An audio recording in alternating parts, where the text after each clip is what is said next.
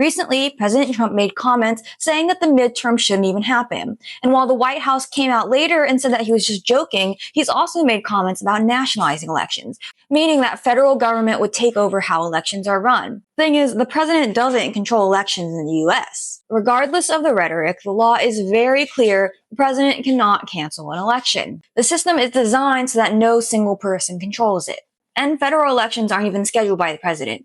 Election day is set by Congress in federal law. Changing that date would require Congress to pass a new law. Can't be a statement, can't be an executive order. Elections in the US are run by the states. Local officials handle the voting, and states certify the results, and if there's any challenges, it goes to the courts. What does this mean for the midterms? Well, midterm elections are when we decide the seats for Congress, state offices, and local government.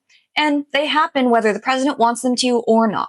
In Texas, elections are run by a county election officer. In Travis County, that's the county clerk. They handle things like voting, counting ballots, and they do that under state law, not presidential authority. Results are certified under Texas law, and if there's any disputes, it goes to the courts. That process does not change depending on who is president or what they want. Recently, there have been reports that the president may be preparing an executive order related to the federal control over elections. Understand that is rhetoric, not legal authority.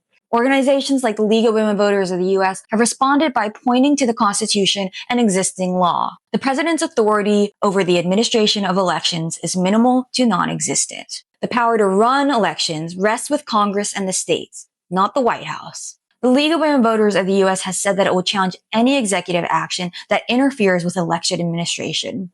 Okay, but will that actually stop anything? We're seeing that the system is not perfect, and we're seeing that the president and politicians are testing the limits of their power. But they don't get to decide how elections work. They don't even run them. We have other parts of the system that can respond. There are people in our local election system whose job is to make sure elections are run fairly and that they happen. And they carry out that work under state law, not presidential authority. Elections in the U.S. don't belong to the president. They are run by the states, backed by the courts, and defended by people who hold the system accountable. That is how elections are protected.